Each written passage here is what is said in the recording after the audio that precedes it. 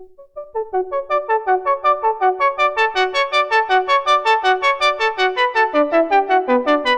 Mataz here and welcome. Today we're gonna check out the L1 synth from Donner.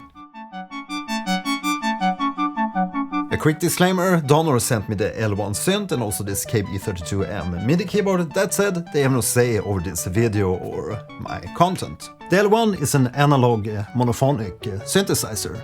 So as an analog synth, all the sound is generated by analog circuits and analog components.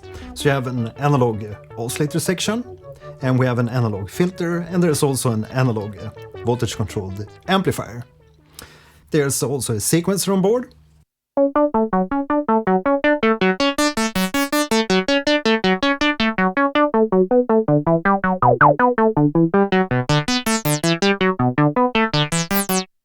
And then there's a keyboard mode.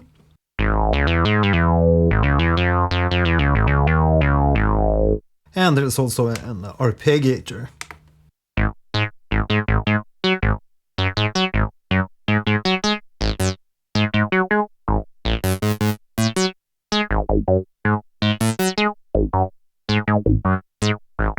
But the real fun happens when you connect this to an external keyboard. While the L1 doesn't contain a real keyboard, you can always hook it up to the KB32M, also provided by Donner. And you can of course also hook up a regular MIDI keyboard via the MIDI input ports on the backside of the L1 synth. Or you can hook it up to a MIDI keyboard via the USB. But the really cool thing happens when you use it with KB32M, because it connects via this magnetic connector. So you can just snap it on like that, and you get power from the L1 into the MIDI keyboard. Let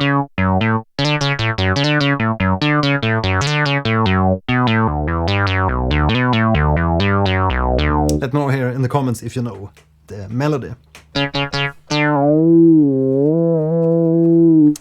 Now the layout of the different faders and the knobs of the L1 definitely reminds of the SH-101, and I think that both the circuits and also the layout here of the different faders are very similar to what you find on the older SH-101, which is a very famous 80s synth, good for acid music, as you have a very squealy kind of filter.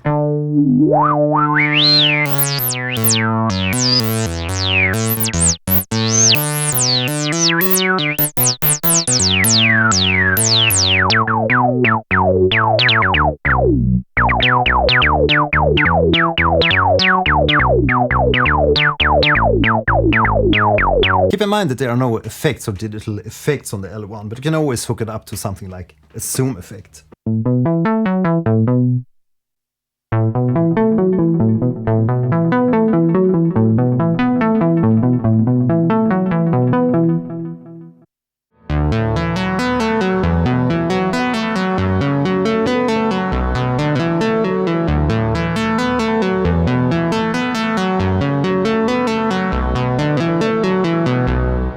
Compared to the raw sound.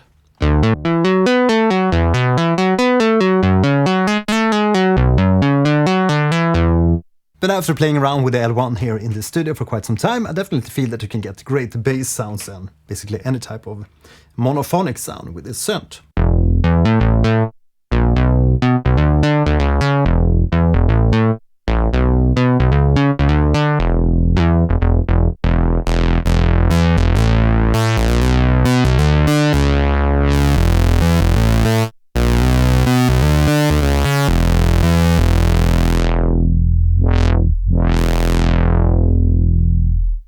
Okay, so let's talk about the different sections of the L1 synth. So first we have the voltage control oscillator section, which is our analog oscillator. And let's first listen to the square wave with the filter completely open.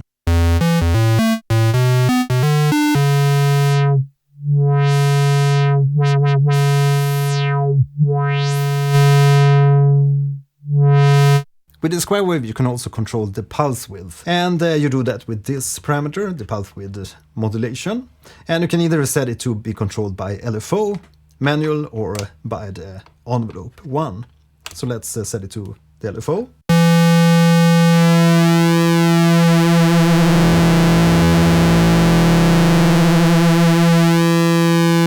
set it to manual. That means that we're going to control it with a fader.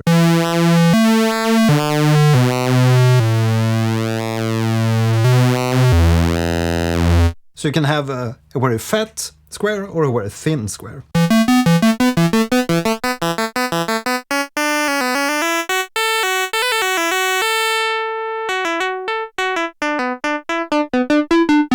And anything in between, depending on what kind of sound you want to create. Okay, so that's the pulse wave. Now let's listen to the sawtooth. Filter fully open.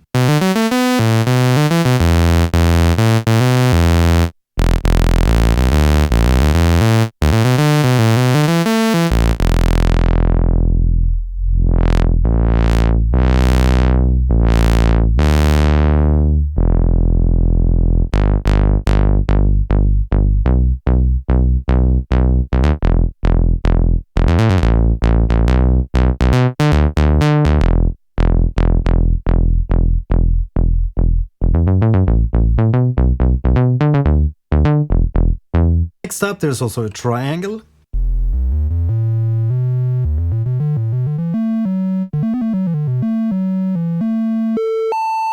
And with the range control, you control the octave for the oscillator.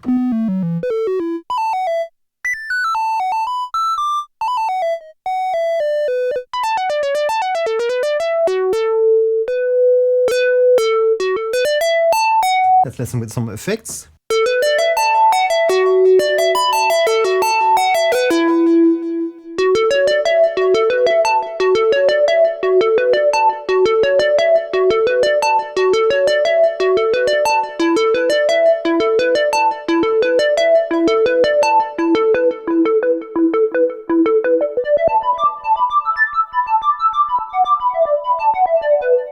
And the triangle is obviously going to be great if you want to create flute-like sounds. Then you have a noise oscillator.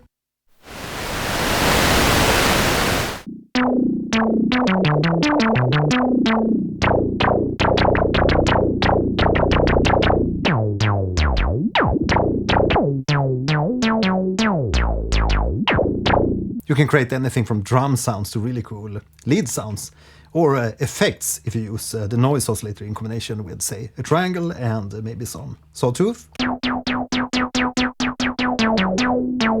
And increase the pitch modulation. And increase the LFO rate. We can also set the LFO to audio rate, which is going to be an extremely fast LFO.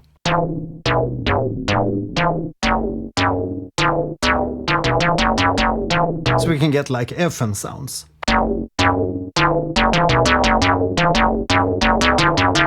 Note that you also have external inputs, so you can connect external sounds into the L1 and have the external sounds go through the filter and everything. Let's try some effect on this sound.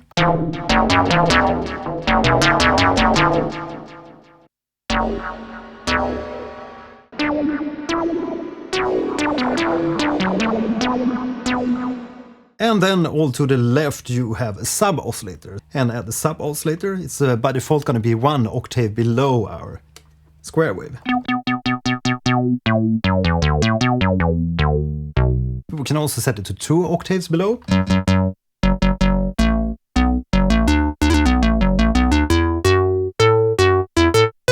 Or 2 octaves and pulse width.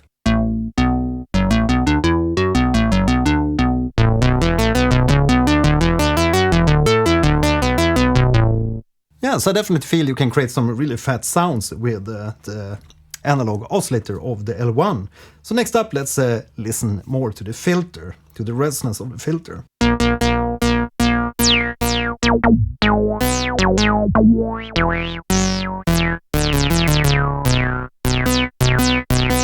And next in line we can control how much the envelope 1 will affect the frequency or the cutoff frequency of the filter, and how much the LFO will control the filter.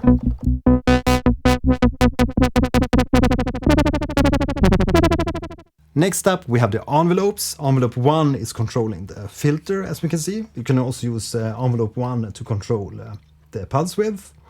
And envelope 2 will control the voltage controlled amplifier. by default. You can also set the voltage control amplifier to gate, which means it's gonna turn off the sound as soon as you release the key.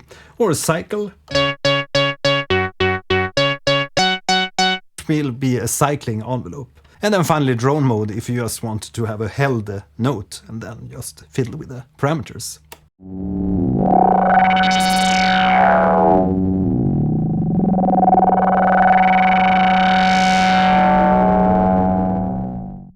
Great for those droning type of sounds.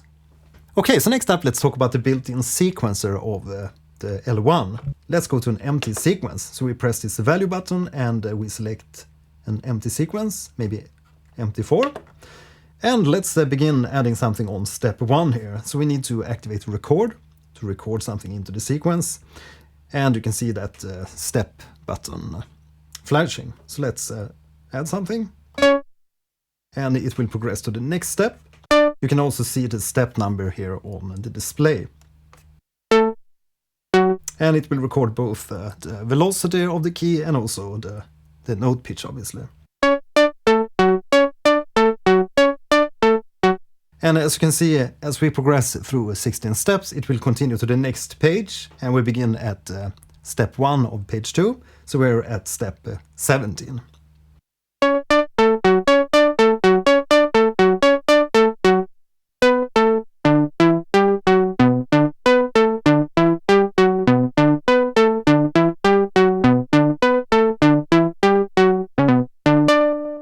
And it continues back into step 1. So we have 64 steps in one bank. And we can control the tempo on this left side.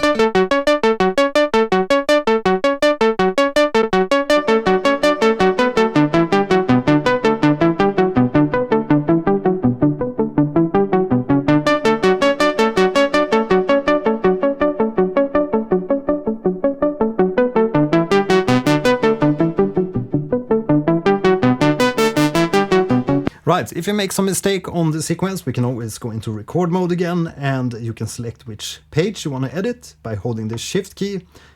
We're currently at page 2, but we're going to go back to page 1. And let's look at the first note. It's a D sharp, but it's actually supposed to be a D. So we can just change that to a D. Much better. And let's add some rests and ties. Let's go into the record mode, press shift, make sure we're on page 1, and let's make this a rest, the third note, and let's make this a rest. You can see as soon as I add something, it's also going to progress in the sequence. Let's add some rests here and maybe some ties. Let's listen how that sounds.